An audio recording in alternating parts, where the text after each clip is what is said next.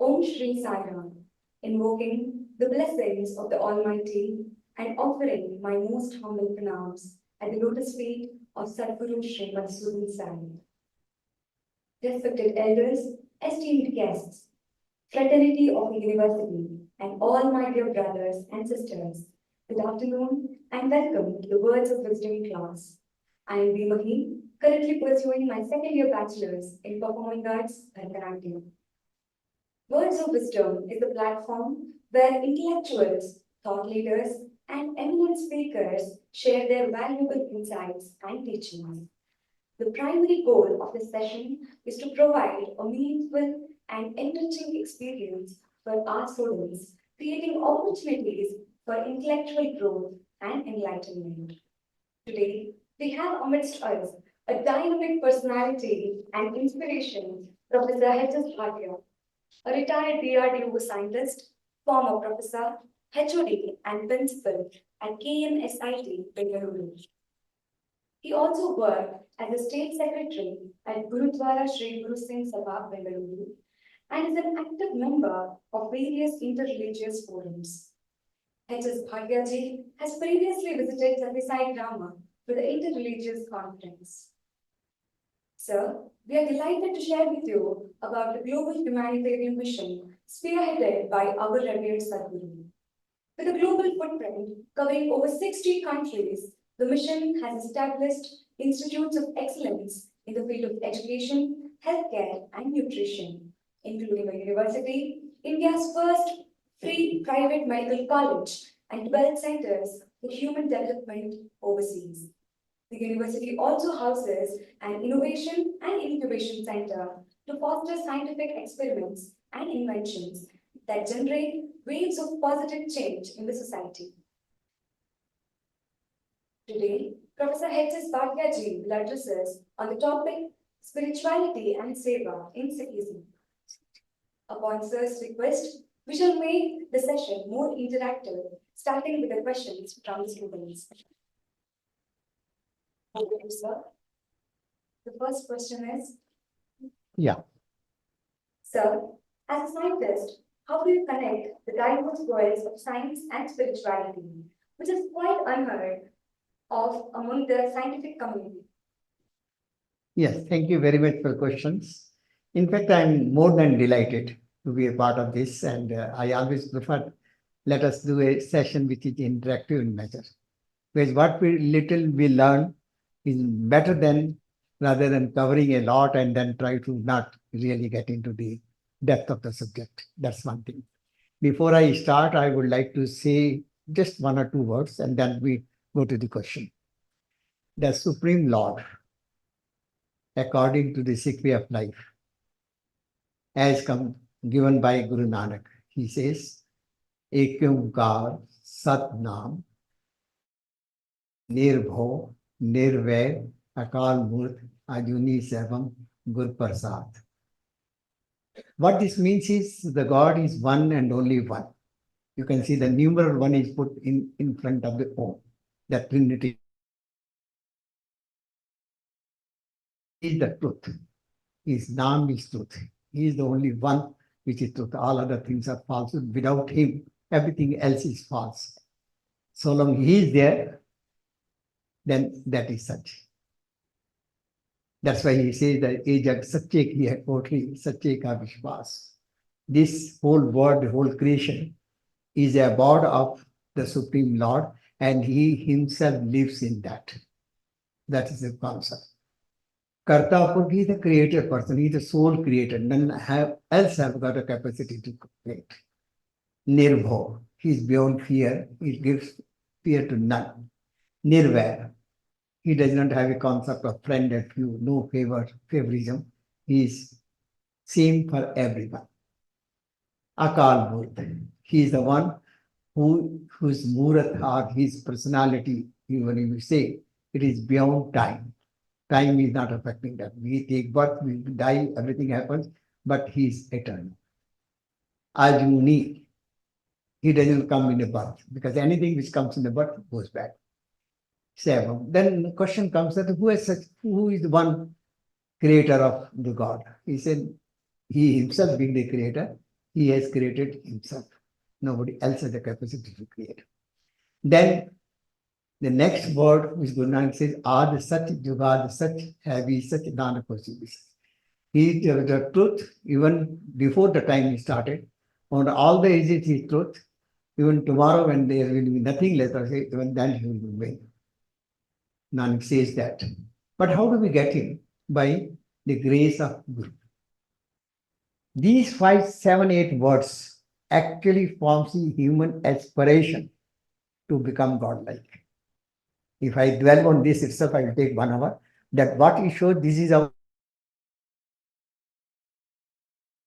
that we don't go away from the transmigration of the lives, right? We should have the capacity to create in the sense that we should be able to, at a surgeon, carry innovative with the innovative ideas into this world, whether it's worldly or the spiritual, both sides. We want to Seva means create your own resources, not begging and not taking help from others. We should be able to create everything. So like that, if I take this, basically I can only hint to you that all these things are human aspiration. We have created God in this concept and we want to be like him. With these few words, I think now I will take the questions. And then a little more, whatever you would like to know, we'll do it. I think we'll go with the interaction itself rather than anything else. Okay. My background, as she has also said, that I am BSc, BE and MTech, basically the scientific domain. And I have no formal education in the Sikh way of life or Sikhism and other things. But I have learned over the years, being born in a Sikh family and adopting Sikhism as my own way of life. This one, I will try to share what I know about it and try to relate with the science, because that is something which is, that appeals to you. And beautifully, you people have put some questions also. So as a scientist, how do you connect a diverse world of science and spirituality, which is quite unheard among the scientific community? Let me tell you that science is a subset of spirituality. I was just talking to the madam. Apple was falling. Newton only came, discovered what is the law which governs that, and then it was tested and found it true. It was not waiting for the Newton to come and give the law for the apple to fall. I think I answered this. Science is a subset of this one. And both together goes. Spirituality is also in housing the total so-called science within that. There are a number of ways, whether you read Vedas, you read any or our old scripture, our Sri Guru Granth Sahib, which is a scripture for Sikhs, which is treated as a living Guru. You will find 101 places, you will find much more than scientific things the Gurus have taught. They are capable of seeing what normal eyes cannot see, they can see beyond that. One example I was giving to Madam. Guru Nanak says that Baba detail no khand. And you can mark these dates when he said this and when the science has proved that there are 9 planets. It was only assuming 7 to start with. Many of the people have been thinking that there are 7 skies and 7 patals and other things. But Guru Nanak says, Agasa, Agas, Patala, Patal. They are numerous. In the universe, what we are talking, there are numerous of universes. And they are all in the will and the commandment of the God. The way it is so designed and so systemized, they are keep on doing the same thing as it is being required. And at this point, I would like to mention that it is only the human being, although this law is also embedded in us, we don't obey. Because the God has gifted us with the viveka, and we misuse that viveka to choose not the right one, the wrong one. Any one of us, we have gone to dog and said that, oh dog, you behave like a dog, you're a dog. No. How many times we have to say to a human being that, oh, you're a human being, behave like a human being? Correct? The most dangerous so-called, animal on this earth is this 2-legged animal, whom we call as human life. Correct? Right? And second aspect of this one, so I think I have answered this. We have further you want detail, we can discuss that. But I firmly agree with this point. The spirituality, the Science is a subset of spirituality, and both have to go together. In the scientific community who are saying that both cannot go together, as a scientist, I can say that with confidence, and I can prove to them they are wrong, totally wrong. They have not really learned the behind. Second question you have put, how the service is propagated in Sikhism. Just now I mentioned that God has created what? His creation, and he abides in his creation, right? And God is nothing other than love. Love leads to compassion, and compassion leads to service. And if you want to meet somebody, you would like to know who he or she is, you want to know his address, and then you want to go and take appointment and go, correct? This normally we do. If we know that the God is living in his creation, so we know his address, we have to go through the creation only to this one. And what is the thing we have to do? We have to love that creation, have the compassion, do to the service of this one. That service is service to the God, right? So this is the concept in Sikhism, that if we want to achieve God, the service is the most important thing. Service to the whole creation in general and humanity in particular is the things, irrespective of the person comes from which area, caste, creed, religion, anything. Service is the thing. That is the way to this one, because you are serving the Supreme Lord, the God whom you want to meet, you want to merge with. So that's the concept. And second aspect which Guru Granth Sahib brings very categorically clear, he says, which dunya sev kamaye ta darge vessel paiye. In this world, if we are devoted ourselves to the service of mankind, then only we have some place in his court. We cannot be recognized otherwise if you are there. This is the passport, you can say this is the visa to go to him, until we put our hands in this one. And it is also very clearly brought in Guru Granth Sahib from the Sikh way of life. It's not necessary that to praise him and sit in the prayers, leaving every worldly things, whether Hasandya, Khalandya, Khavandya, doing all the discharging, all the worldly responsibilities, still we can be above this so-called mountain world and we can be with him, right? The way now I'm talking to you, I was talking to a sister. I don't have to think that separately I have a time and I'm this one. Still now I'm thinking as if he is behind, who is the one who is speaking. I'm only the channel. This is the meditation. Because I'm already on him. He is already there in my remembrance. And that's what the Simran is. So the Sikhism based on two aspects. One is called Simran and Siva.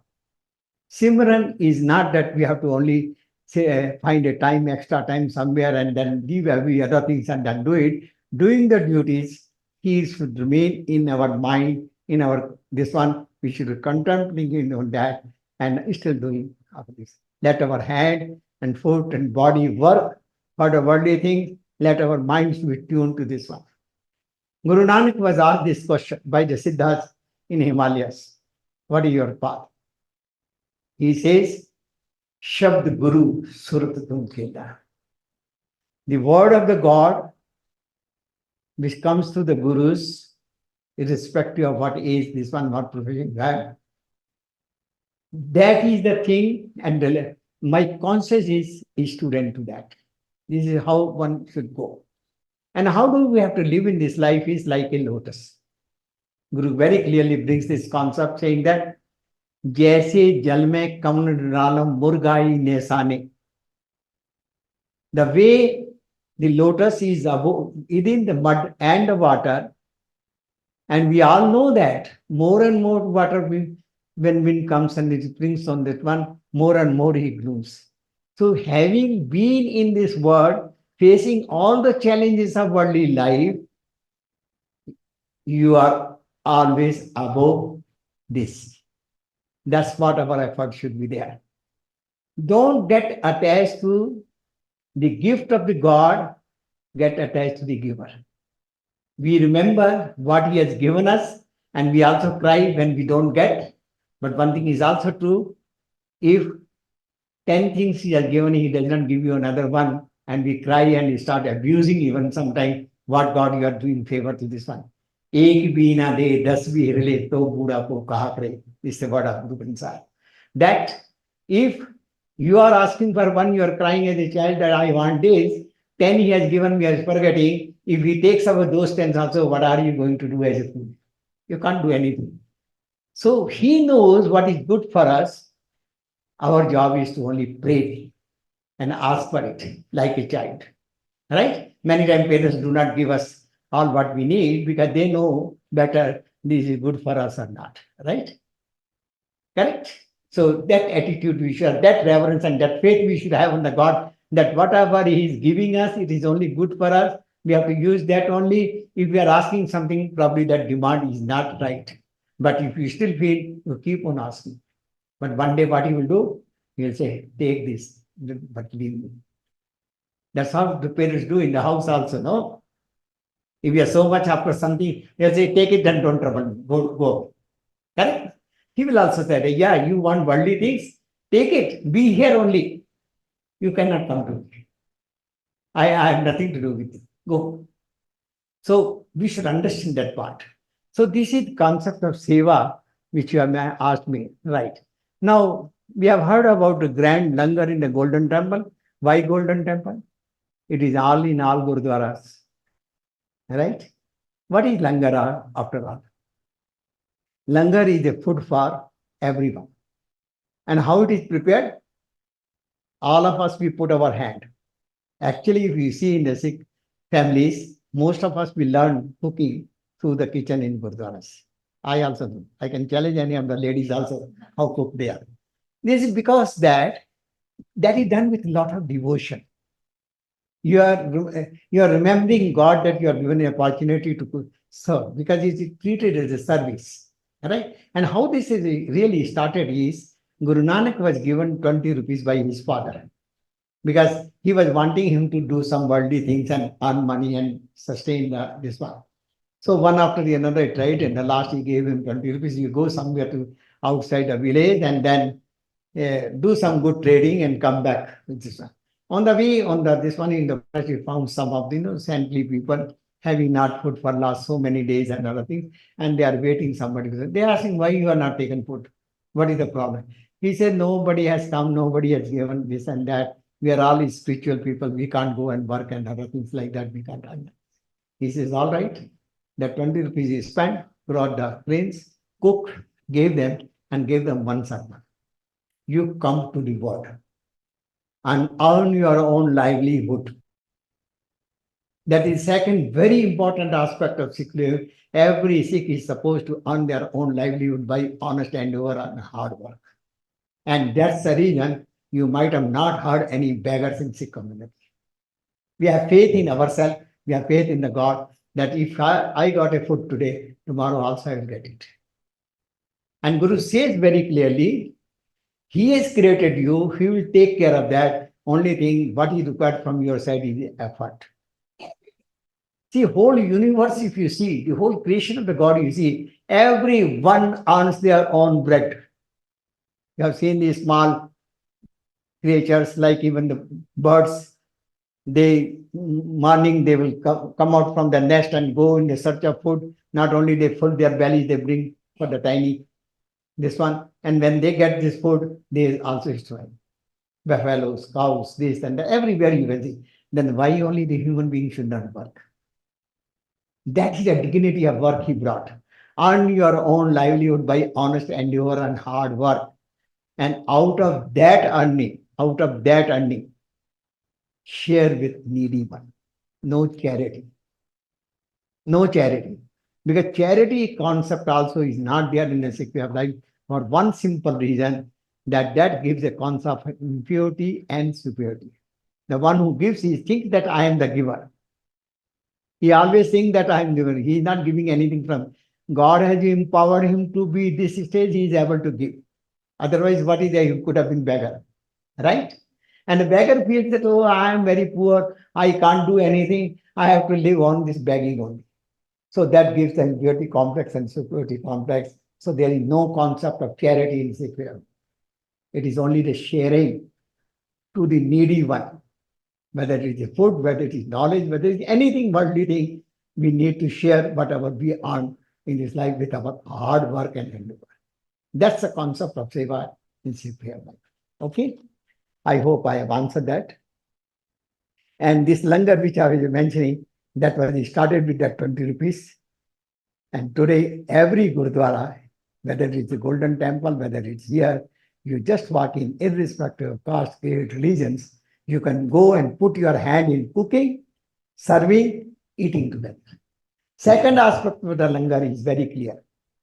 Irrespective of whether you are poor, rich, low caste, high caste, whatever way the words have done it, you all sit in the same line and eat together. This was to remove so-called the desperately in this one. We have the Shubha no? Untouchability. This was the practical measure which Gurus adopted to this. So it's not only the teaching that every human being is same in respect to Jano Jyot na Jano Jati. Recognize the spirit, not the jati. Because this jati or this classification which word has done it is not accepted in his code. Right? And this is the practical measure of sermons anybody can give, but the practical measures, until as we do practice, theory do not really fulfill. So this is the practical measure. The langar has got that meaning. And langar word has come from the anchoring of the ship, that here you stand. Stand fixed on this point, that this is what is behind, the spirit behind it. So that is the langar. And tons of langar is prepared. Even in the Bangalore Gurdwara, now we are having the machine because so many people come. Even from the road they come.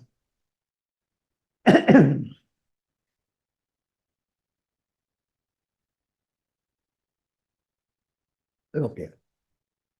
So langar I have done. What is the role of gurus in Sikhism?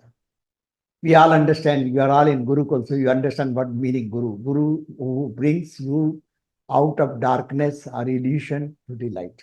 Correct? He shows you the path, he gives you the direction. Correct? So Guru is very, very important. But Guru what? What Guru we talk when we talk with reference to spirituality is Satguru. The one who brings you to the truth, one who brings to the God, is spiritual life. Guru Grans have defined the Guru, Satguru, Satpurukh jin janiya, Satguru tiska now, tiske sang se ki udre Nanak har gun bhai. Nanak says that the Satguru is the one who knows the God, right? Who has met the God. He is one with the God spiritually. And he takes his disciple along with him, holding his hand or holding in the left to the path on which he had traveled and got it. He's not somebody standing in the corner and trying to guide you, because you may go wrong. So that is the Satguru. That's the importance of Guru. And second aspect which he has got, Guru has got different personalities. It is not the body which is Guru. The gyan which is given, the knowledge which is given, the technique which is given. Guru means, it is a good word what we are using in Sikhism. Guru means the technique. The Guru means the method. Guru means the procedure. The one who is capable of giving the path. That is what the Guru is. He leads us for both the aspect of life, whether it is a spiritual life or the worldly life. How you have to be in the world, how you have to be on the spiritual path. Both is the Guru. That's the concept of this. And Guru is not just a body. Shabd Guru, because the knowledge comes from the Shabd, what Guru utters. Guru's personality is from the Guru. This is what Guru Nanak said to Siddhas, Surat Guru. Surat Guru, Shabd Guru, Surat Tanfida. That my conscience is the student, and that spirituality is my Guru. That Shabd, Guru, Shabd is this one. So that is so same thing what has happened in Sikh way of life is, from Guru Nanak to our 10th Guru, Guru Nanak, Guru Angad, Guru Amar Das, Guru Ram Das, Guru Arjan Dev, Guru Har Gobind, Guru Har Kishan, Guru Har Rai, Guru Tegh Bahadur, and Guru Gobind Singh. Up to the 10 Gurus, 239 years, this spirit of Guru traveled from one body to another body. Spirit is same, but it traveled to 10 bodies. After 10th Guru Gobind Singh, when this Guru Granth Sahib was compiled by our 5th Guru, he added his father, ninth Guru Tegh Bahadur's utterance in that one and compared it at a Nanded, which is in Maharashtra. He declared openly, after me, now the Guru Granth Sahib is your Guru. Subsequent ko hukm hai Guru Manyo Granth. He ordered the whole Sikh community that hereafterward, Guru Granth Sahib is your Guru. First time Guru Granth Sahib, Adi Granth in the form of Adi Granth, it was not Guru, was installed in the newly built temple at Amritsar, which now most of you know as a golden temple. Basically, it is called Harmandir. And we call it Darbar Sahib. It's a court of Guru. After he has taken a seat of Guru. And he says, Pothi Parameshwar ka tha. After installing the way in the temple, we install the statue and say, now it has become a temple. This building, this room can become a temple if we put an idol over here. Correct? No? When you establish.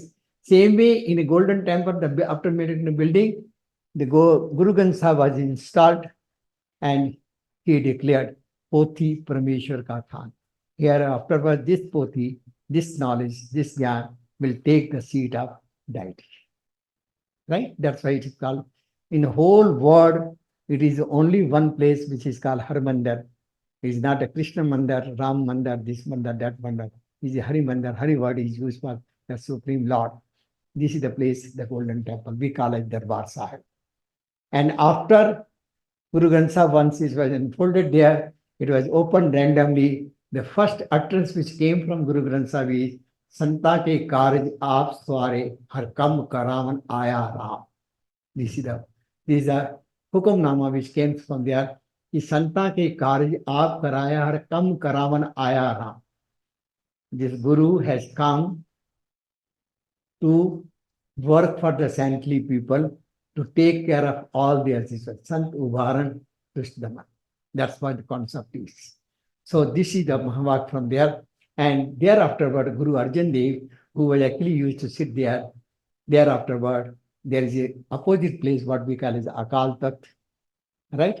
Seat of this one, authority. That was the place where Guru Arjan Dev used to rest his night. Okay. Now the Guru Granth Sahib in the evening was taken there. The same bed which was being used by him has been cleaned up and nice. This one is there. Guru Granth Sahib is rested there. And Guru Arjan Dev, who is the 5th Guru, still he was in a Guruship only.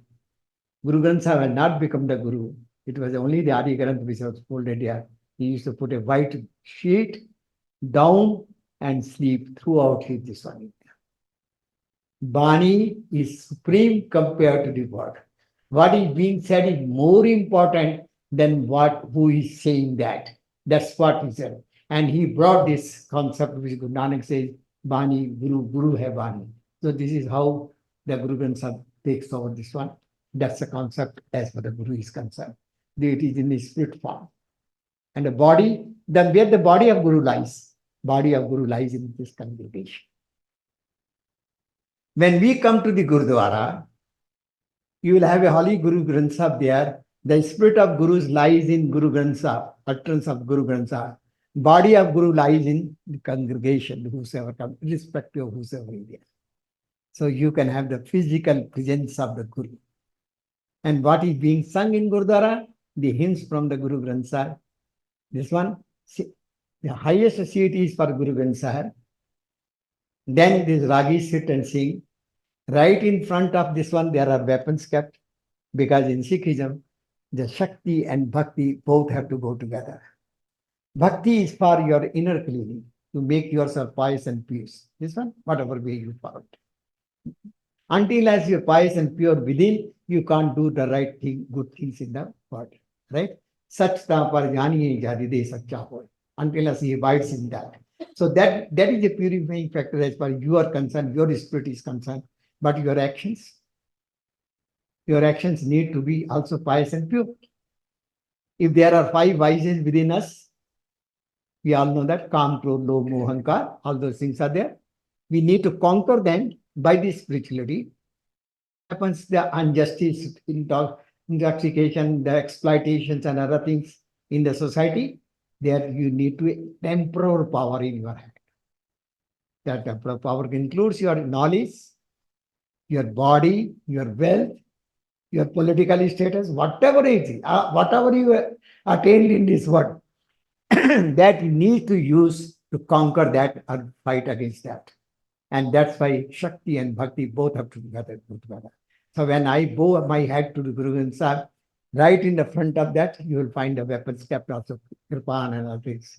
We bow our head to both of the so-called seat of authorities, right? And as a Sikh, one need to become, have sent and supply, Sipahi, sent and soldier. To start with, you are truly sent.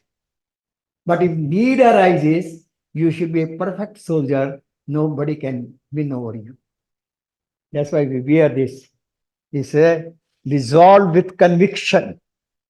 When you take the sword and weapon in your hand, you must check that whether it is a par with the teaching of your Guru, whether you are doing a right or wrong. That should be checking for that. And he also says that resolve with the conviction. That's what the perfection comes as this one. And you can see the history of Sikhs, how they have sacrificed their life for the country and also the production. Okay, so that is that I'm trying to answer for what is the role of Guru in Sikhism. In Sanatana Dharma, we have concept of rebirth. Yes, we do have a concept of rebirth, but how long? We have one mission in this world. This human body is given by God and an opportunity to meet with him, merge with him. Right? If we are not able to come to that level, the way as we are stepping up and other things, we may fall down, and depending upon our karma, we'll have the rebirth thing. But if we are able to climb and reach to that level, the spiritual level, we are one with him. And once we have merged, we have merged. Just like a drop of water, putting in a glass full of water, it is not possible to separate. Because the same qualities of this drop, water, whatever is there, it is also there in this also. That's it. Merger is total. We become one with him. We become one with him. Right? That is the vision. God may keep on creating. That's the thing.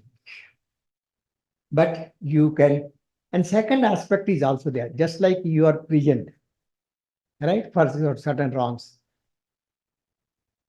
Then jailer has got this, you behave well, certain punishment can be those.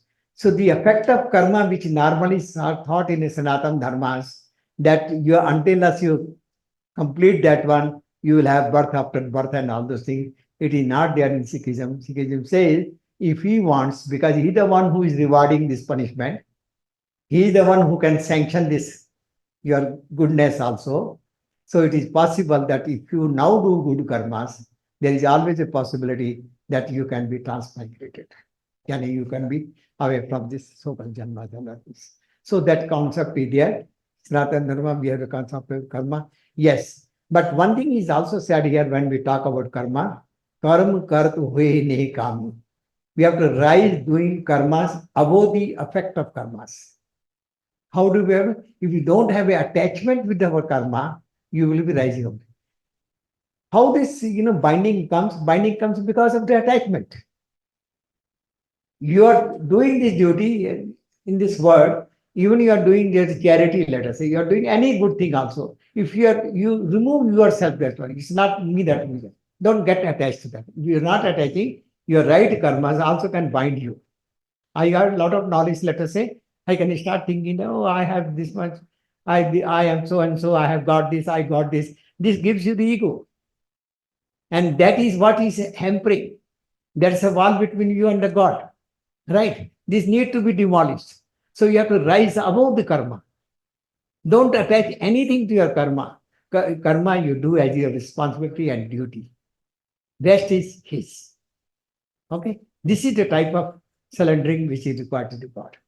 All three paths of the karma marga, bhakti marga and gyan marga is there in Sikhism also. But they are all combined. Having the wrong aspect of that, like I say, knowledge I said, it also gives you the homage. Remove that. In bhakti, it is surrendering to the will and the commandment of the God, but not with the fear or with some expectation. You remove that part. And third is your Gyan Marga, acquiring knowledge. And third one is your, this one, what we say, Karma Yoga, Gyan Yoga, and your Bhakti Yoga. You know, which can go little wrong direction, remove that, and you combine them. That's what Guru says, it is a Nam Marg, Sahaj Marg, contemplating on God's virtues and going ahead with that. That's a Nam Marg. That's what Gurus, what we follow in the Sikh way of life. Okay.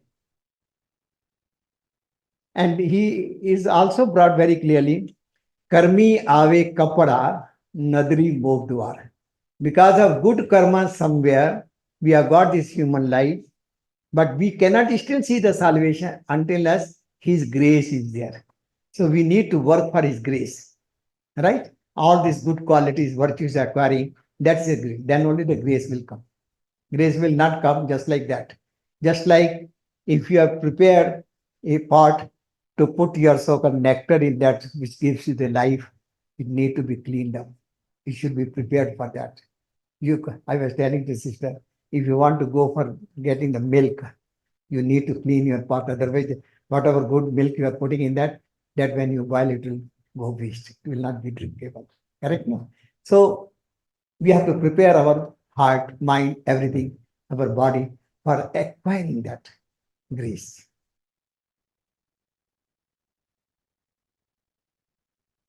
Yeah. Now we are coming to a very interesting question which normally asked, why we have a different appearance attire, right? This is not to tell others, basically it is to tell us, right? I'll tell you, after having a formal initiation in the Sikh way of life, we are supposed to have both the things going together. Bani, which I mentioned, the words of Guru, and Bana, the attire. What is there in attire? Attire? 5 things. Case, then one kanga, comb, kara, kirpan, and then kashara. This one case has been given by, you can see scientifically also, the case has got a lot of importance. And even you see most of the spiritually enlightened people, the great warriors, the great kings and all those throughout the world, irrespective of what country, caste, creed, they are all Kesadhari, right? Lord Krishna is called Kesho, correct? Rama has got this one also, right? Of course, they are not shown with the beard because they want to show that they are the carnation of the God and there is no effect of time on that because this comes with the time, right? That's basically. Ladies are not given, God only knows, that is his choice, right? But one thing is there in Sikh, if the Sikh gentleman is called Singh, the lion, we know what is the characteristic of lion. That is what moral he wanted to bring, Guru wanted to bring, and all of you are princes. Kaur means princess. Nothing short of that. No second-class citizen. Guru is the one who first time raised his voice. So kyun manda aakhiye jin jamme rajan. How can we tell the ladies inferior to anyone who are the responsible to give the birth to the great warriors, kings, this, that, and so many things? It counts. How can they be inferior? Can this srishti run without them? This is a question, Guru. So you are all princes. Cheer it up. Right? And princes are always liked more by the father compared to the even sons. Correct? Yes or no? So you are more pet to the God. Right? Okay. So what I was talking was appearance. Yes. The Kesa is the one which indicate the God has created us like this. And this gives us a remembrance that we have to remain in the will and the commandment of the God. Right? We should not divert like a good child. If we obey him, we follow him, what he wants, we are accepted. Otherwise, in the family also, no, if the children do not listen, he say, get lost. Correct? Parent says, no. Out of 4 children are there, he is my son. As if others are not. Others are also there, but they are not risen to that level. Correct, no? Jesus was chosen because he has risen to up that level and God picked him up alive and put him in the right hand side. Right? That's example from the history. Okay, so this is for the reference. Then this comb, what we give, we are supposed to comb our hair morning and evening, not like a jata or something like the Rishi Muni used to do it. It should remind us that every action of ours should make you more pure and wise. Because it is symbol of cleanliness. Right? The kada, which already I've told, it is always on our right hand, made of iron, not gold, silver, is not an ornament. Right? It is always on the right hand, because right hand represent our actions and deeds in the world. This binds our hand to do against wrong things. Even we take sword, as I said, in our hand to do some good. This tells us that make sure that is for the right purpose, not for exploitation. It is called kirpan, not the talwar. Kirpan is a combination of two words, kirpa and an. Kirpa means mercy, an means the honor, the prestige. So wherever there is a need to establish the an, the prestige, honor, maybe your own self-defense, whether it is some ladies, maybe your countries, maybe your village, maybe anything. Wherever that is at stake, you are supposed to raise your sword. When all the means of redressing wrong fails or don't bring the fruits, raising sword is the just and wise. That's what the Guru says. So you should be a perfect soldier for that. That is Kirpa. The Kashara is for your moral character. Even in the dream, you are not supposed to think about others. You can be treated as jati, sati, whatever you call, with your married partner. And this code of conduct is not only for the men, it is for the women also. Same thing they will follow. And then we join Khalsa sex. So this is why we look different, but actually to remove the differences which are existing in this. So that we can recognize that we have certain responsibilities. The soldier is given uniform so that he cannot run away from the field. That reminds him that you have a certain assignment. As a Sikh, we don't have only the spiritual responsibility, we have a worldly responsibility also. Until we stand for both, we don't seek the salvation. We don't seek the refuge in the lotus feet of God. Right? So that's why we look different. Turban. Turban is for dignity. Turban is not part of 5 case, but this is this one. Because Kesa is considered as the gift of the God. As a stamp of the Guru that you are a Sikh. ISI mark. Right? Then where to keep your gift which is given by most beloved one and most respected one? Either very close to your heart or keep it in. That's why we keep Judah and waiting. Turban is decorated. We don't tie turban. We don't use as a cap. It is a 7-meter long cloth, right? It is taken out like this. And when we tie, it is one by one. So we say we decorate turban on our head, right? It is a symbol of dignity.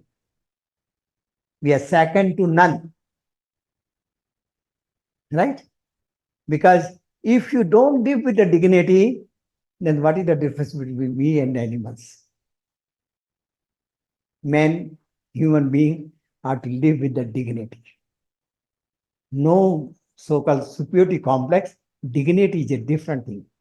That is the esteem value which we should have. So turban represents that. And in the word also, who is given turban? Who are the people wearing turban? Whosoever has higher social status. Right? In Mughal Empire time, Hindus were denied that they cannot wear turban. Even the Brahmins from the Kashmir, their identity was a long kesas. They were shown they have to remove the kesas. Then they say, allow us to at least have one choti here, and they were paying choti tax. But anyone who is wanted to put the choti, They have to pay the truth. Correct? That was the type of thing. They were not supposed to ride horses because they are all rich. The Guru says, not only will ride the horses, we'll keep the weapon, we'll put the kalgi also. You can see that Guru Gobind Singh is having the kalgi and all. Right? That which shows that we have the temporal power also in our life. This opposite to Golden Temple, what is created is Akal Takht, is a seat of authority, where Guru used to sit and have this social problems resolved. Golden Temple. And there are two flags there, you can see that. The flag which is towards Golden Temple is taller than this one. And this building is taller than that. The political power, the seat of authority should look down to the spirituality. Right? Just like Bhagavad Gita, the last sloka you read, it is exactly a representation of that way of life. Okay. So, 6 are particular attire ho gaya. As a scientist, you would like to have a hashtag schedule. Yes, I have. But where is the extra time needed for my spiritual thing? Nothing. I told you, it is a part of that. I do my scientific job as if I am doing a service. It is a service to the nation. It gives in the bread bath as a so-called, something which I have done. So there is nothing like this. You may be busy. And I still remember the words of my director. Once I told him, sir, I am very busy. I can't take this extra responsibility. He called me. He said, come. He said, tell me, Mr. Bhatia, only the busy people have time to do good things. The people who are already free and not doing anything, they don't have time. They have only excuses to do it. So you will be able to do it. So we'll always find a time. Okay? So there is nothing that we are busy. Right? Is God busy? So many things are doing it. And we are representation of that. We are His image. How can we say that we are busy? We are not busy. And especially busy for the things which are really most needed. How dare we have to say that? Okay? So I don't say I'm busy. It is not at the cost of anything. Because it does simultaneously. It is only your frame of your mind. It is only the time management what you have to do it. Right? 24 hours are 24 hours. You want to make it bigger, then hours will become smaller. You can make it 30 out of 24, no problem. Nobody prevents, but hours will become smaller. Time is not expensive, but your activity can be, you can plan it. So there is nothing like busy. Okay? All right. Currently, there is a lot of unrest in the world. Yes. I will tell you why there is rest. Because we are following our religions, faith, everything superficially, over the surface only. Just like in the ocean, if you see a lot of waves and other things are there, but as you go deep and deep, everything is calm. Everything is in harmony. How many creations are there in this underneath?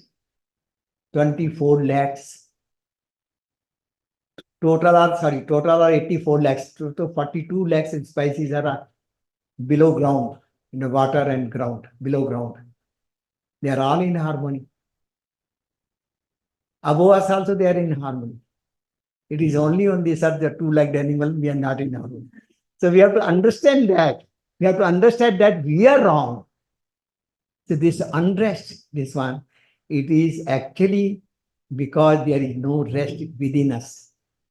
Until as we have the peace with ourselves, we cannot think about peace. Right?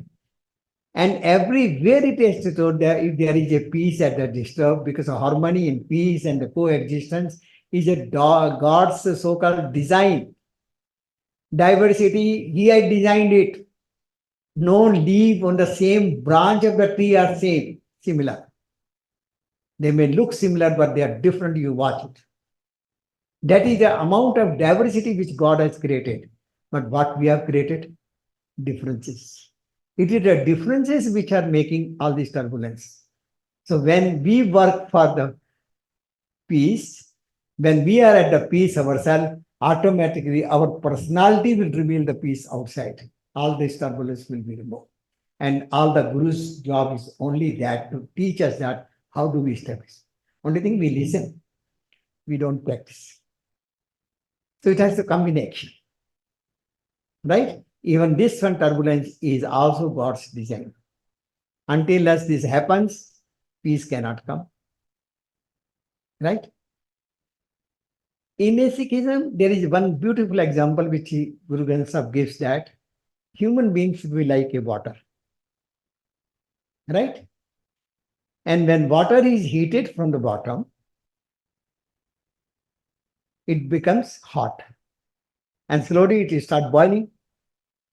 And it boils to what extent? It will be keep on boiling till the fire is underneath. Right? But in this hotness also, boiling state also, it has that much coolness and the capacity to distinguish the fire if you put that boiling water on that. Yes or no? That's a human characteristic which God wants us to be.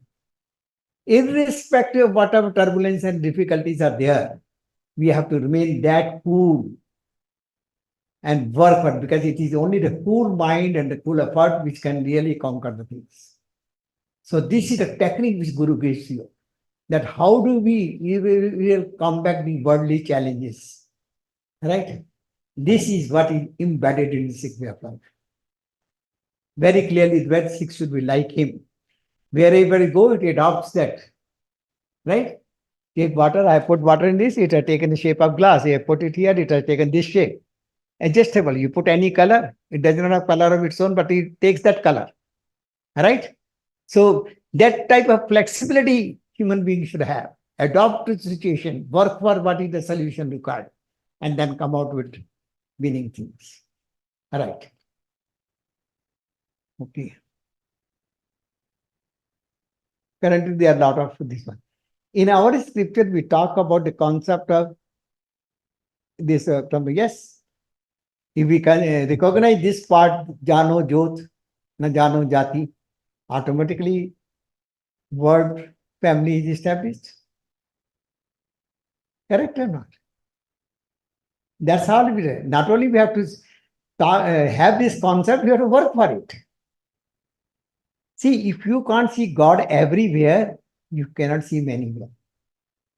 If I meet my Christian friend, if I see God even in him, the way I am seeing myself in the mirror, right? He is my image.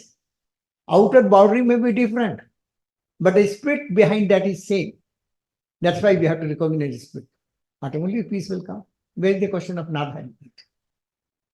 But we have to work for it. We are not all understand. We have to make them understand.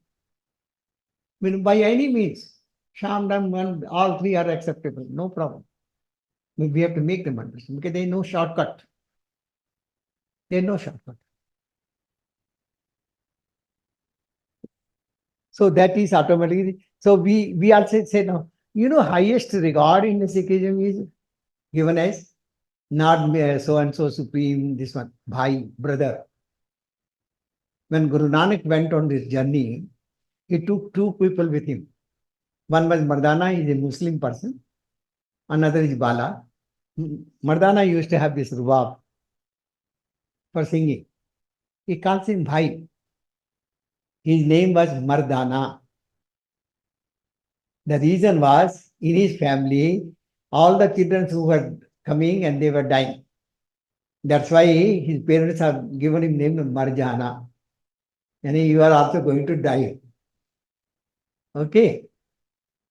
Then Guru said, you come to my refuse. He was there with him. All the four direction Guru Nanak has went to the Himalayas. This side, Bangladesh and other Dhaka. Sri Lanka he is gone. He has gone to the Kabul, Kandahar and those places, Arab countries. Mardana was with him. So highest, this one is brother. And brother is what? Is one family only. Other side, Bala. And there are stories that, he was treated, Guru Nanak, Nanak Shah Fiki, Hindu ka Guru, Musalman ka Pir. This is how we have to recognize. Because he has tried to remove, he has never said that you change it, any religion. For Hindus, he addresses. For Muslim, he says, Musalman kahavan mushkil hoye ta Musalman kahave. It's very difficult to become a true Muslim. If you are one, you please call him Musalman. Mom dil ho gaye. Right? But where is the mom dil in practice? Right? Then there are 5 namazes. He said that Panj namaza, Bakpan, Panje, Panja, now, Pelna. Second halal, that you don't snatch the other's right. Guru Nanak very clear say, Hak paraya nanka us suvar us gaye. If you are snatching the somebody's right, it's like, if you are a Hindu, it's like eating cow, and if you are a Muslim, it is like eating pork. You decide. So the message is very common, universal from him. Nowhere it is only. He only stated in this one, follow your principles of your faith, your religion, sincerely. And be right on that. There is no comparison otherwise. Because the core is same. The universal brotherhood concept is given first by Islam. You know that Muhammad Sahib has given. But is it followed? No. Why it is not followed in practice? That anyone who get converted to the Muslim is called brother, not others. But where in Hindu philosophy and our Sanatana philosophy, everyone who is born in this life, God's grace, they are all our brothers and sisters. Yes, sir. That we have to have that feeling, and in practice we should practice. That's where they come. And from Brahmins also he says, Chauvanna ko de updesh, this Brahman ko sara adesh. We say, I bow that Brahmin to his feet, who uniformly give updesh to all 4 varnas same. Not the different, saying that you are a Brahmin, you don't have to work, it is only the worship, you have to only live on the Dakshina. And Kshatriyas, you go and fight. Shudras, you can't even enter the temple. No. It should be common. And that type of Brahman, Videso Brahman kahiye. Brahman is one who knows the Brahma properly. He defines that. So that is where these things comes, that where we say moksha. Now here comes a Buddhism, there is a concept of nirvana. In Sanatana Dharma, it is a concept of moksha. Does Sikhism have? Yes. But we talk Jivan Mukti. If we are liberated from all the vices within this life itself, we are living itself moksha. Guru Granth Sahib brings that if I die, oh God, if you are going to give me the moksha, who is going to see? I am also not going to see, I am not going to enjoy. So give me in this life itself. It is possible. Who is binding? Our vices are binding. If you are rising above the vices, moksha is there. Automatically, we are liberated. Guru Nanak says, Nanak avgun jetre tete gali janjeer. The vices what we are having within us, you consider that those many chains are in our neck, how can we liberate it? So that only shows that if you want to break the chains of your imprisonment, you have to break them, you rise above the vices, conquer them. And Guru gives us a technique. Spiritually give us that technique. It's not that it is something hidden. It is nothing that you have to search. It is everywhere. So it is your effort. You can, God's grace and our prayers both have to work together, and our work, effort. All three have to go together. If we are having right 100 prayers and our work, God will listen. He has promised that I will listen. Guru Granth Sahib says very clearly, Jo mange soi soi deve. Guru says whatever we are asking, he is giving, because he has got abundance. Everything he is having. There is nothing that it is not available with him. You should know how to beg. You should be good beggar, no? Correct? No? There is nothing wrong to become a beggar to the God. Right? Do you know that story? One beggar was looking one day, he thought that why daily I have to beg, and the next day again I have to beg. Why I don't go to the king and then beg, so that I get abundance, so that for at least few months I will not beg. So he went to his palace. Then people stopped him that no, he's busy. Okay, waited for some time. He said, where is he? No, he's on the top room somewhere. Slowly he started plowing on the steps and other things. Then almost he reached their turning. He started returning. King got up and asked him, "You came all the way, waited for me so much time and other thing. What is it you want?" He says, "Sorry, sir, I don't beg from beggars. Because I thought that you are the king, you are capable of giving everything. So I came, but I saw you also begging. So I will go to that person. I go to God and beg it." Correct? See, for all we are, because there is no loss of dignity if you beg from the God. On your father, we have a right to take the things. There is no begging in that. Correct? But when you take from this one, there is always give and take. So that's the concept there. So in Buddhism, there is nirvana, this I've told you. Who is God in Sikhism? The God which is universal for everybody. God is the supreme power which I already mentioned. Right? He is a nirvo and nirvair, I told you. You know why? Why we want this? You just think that if I am having fear, can I raise a voice against it even if I see something wrong? I cannot. Even after raising the voice, suppose I am afraid that I will die in this war or this struggle, I am having a fever of that. Will I fight? No. So I cannot raise a voice against wrong also if you are not nirbhav. Right? And Guru Grans says that nirbhav jape sagal bhav mite. If you are meditating on that God as nirbhav, all the bhas will go. So if we are nirbhav now, and second thing, we are nirvair. We have no enmity. I take sword in my hand and come out for doing something, this one. But I am fighting, I have no enmity with the opponent person, and still I am fighting. So what for I am fighting? I must be fighting for some right. Now you just think that if every one of us become nirbhav and nirvair, this is the godly qualities in us. Don't you think the ethical society is automatically found? Peace will automatically prevail. The harmony will automatically will exist. We'll all start thinking that we are all co-share of the treasure which God has given. We'll not do any exploitation. Don't you think the peace will come automatically? So these are the godly qualities which we need. And the spirituality tells us to do that. And that's why it is embedded in the attributes of the God. Kirtam Nam Kathe Tera Jiva Sat Nam Tera Parapurna. Oh God, all I can talk about your Kirtam name, your attributive names.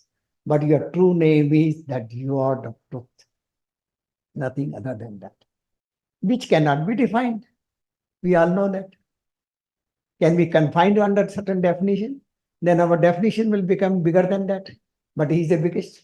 How can that happen? Both the things cannot go scientifically. Right? So that is where the concept is. Where who is the God? God is only one. He is Nirbho, he is Nirvair, he is Nilankar, he is Sargun, he is Nirgun.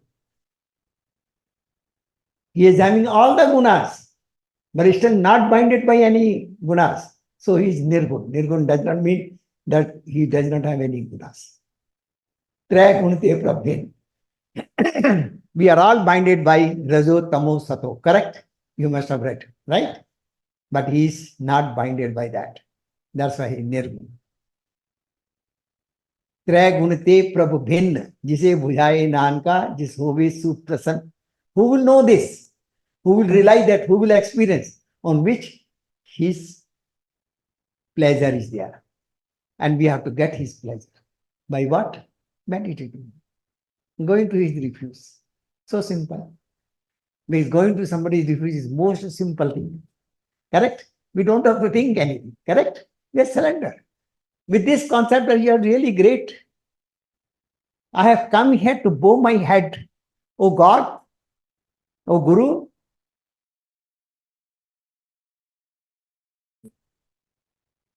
correct? I surrender. Why bow our head? Bow our head means we are surrendering ourselves totally, 100%. It's not just by just putting the face like this and then something grace will come. With this mental thing has to be there. Oh God, oh Guru, I am surrendering my intellect to you. I am surrendering all my vices in your lotus feet. So give me your virtues. Exchange offer. Very simple, simple exchange. Right? It is all give and take. Okay.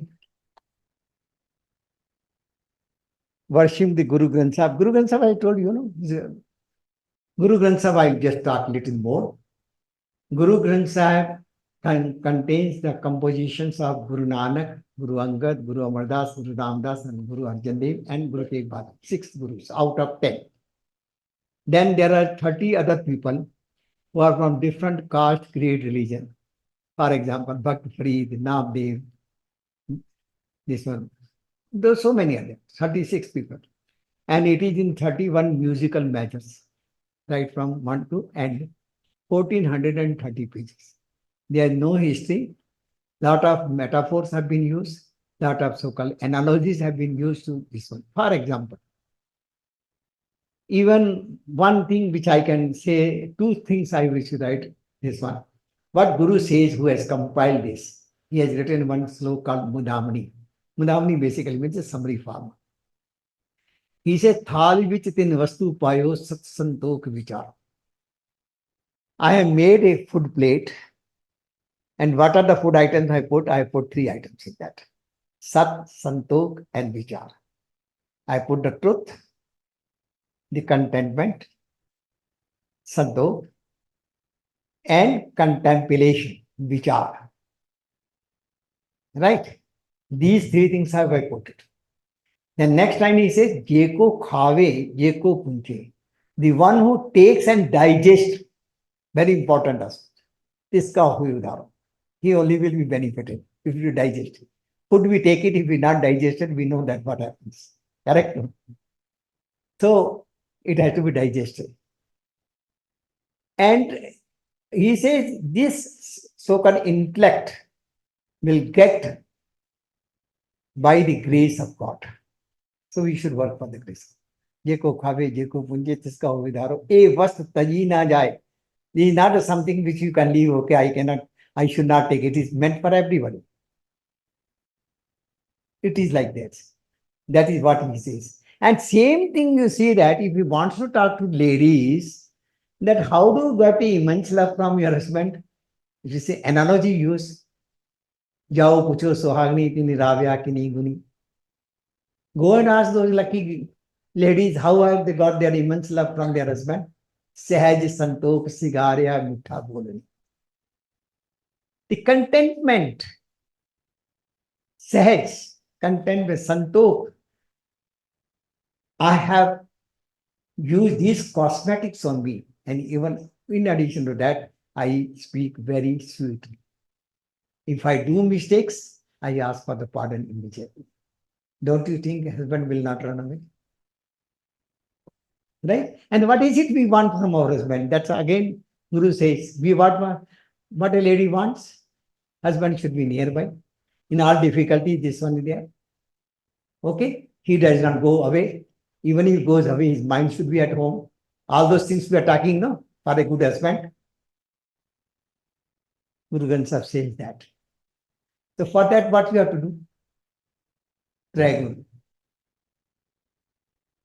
Those gunas, these gunas only you adopt. So marriage and family life in Sikhism goes in hand in hand. Actually, it's husband and wife both together. It is a workshop where you can train yourself to be fit for the God together.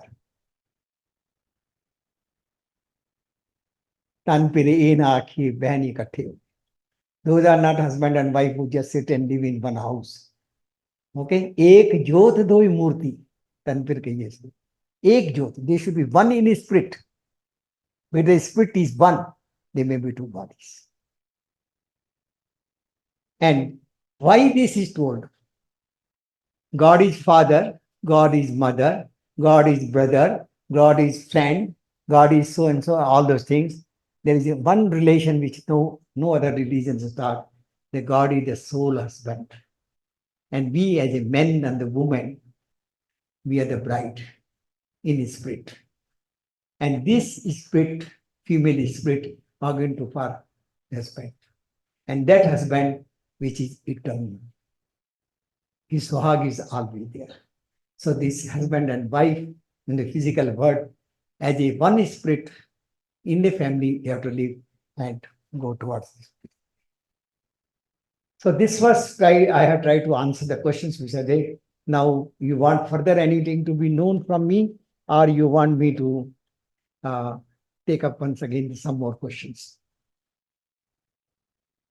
Is still time is there? No? If you have any questions, you tell me.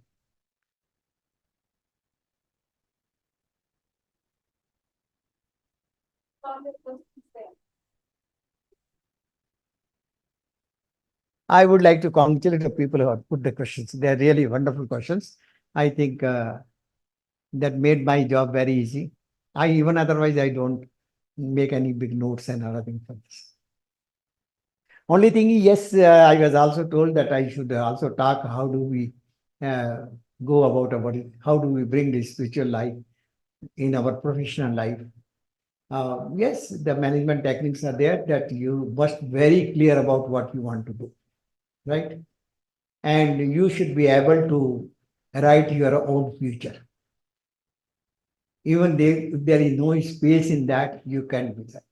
You cannot be creative, but you can be innovative, right? So these can also, all these simplicity concept, what we are saying, that if you have confidence in you and your God, I don't say your God, the God is one only, but what I'm saying, whomsoever you worship, maybe as a guru or maybe as a saintly person, whatever way it is, have faith, the direction given there's, you can go ahead and achieve that, because path may be different, but apex is the dharma. Apex is the dharma. See, I have been asking this question to many people. Oh, you are following Christianity for last 20 years. How much Christian you have become? 25%, 30%, 50%? No answer, no? Same way Hinduism, same way Sikhism. There is no mark that way. But once you see somebody behaving, what you will say, irrespective of what religion they are, so and so is a spiritual person, so and so is a pious person, so and so is a religious person. Like that only will talk. No? So this is apex. Path is unimportant. But what is needed is whatever path you choose it with conviction. Be sincere and dedicated to that and work with it. Same in the professional life. Whatever you want to do tomorrow, visualize to it. Clear it from your mind. Decide it and declare it, and then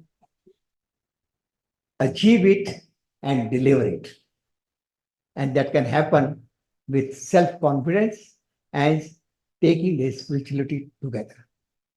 Because if you do any of your worldly things with this mind that it is service to the mankind, naturally it will flourish and it will yield better fruits. That is a message I can say from the center. I have experienced this in my own life. I had two ambitions in my life only when I was a student. Yeah, I want to work for defense, either as active service or something equivalent of DRDO. Medically I was, because this touches, nothing else.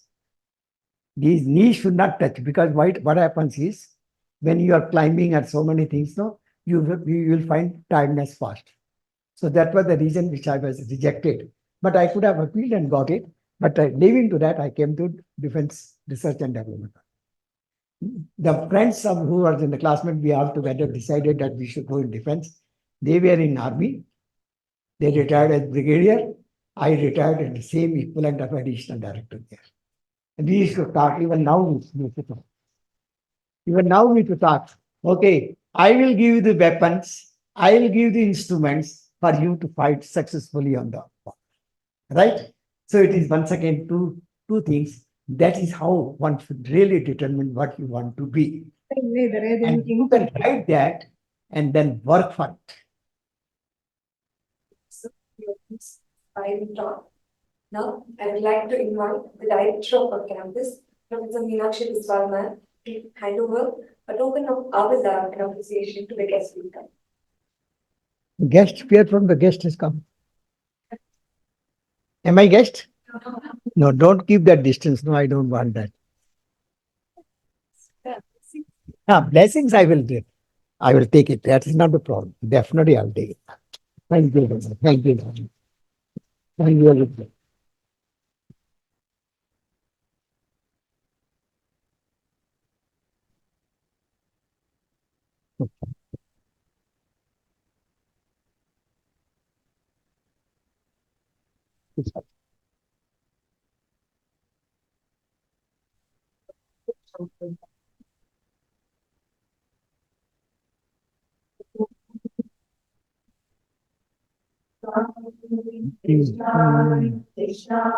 you.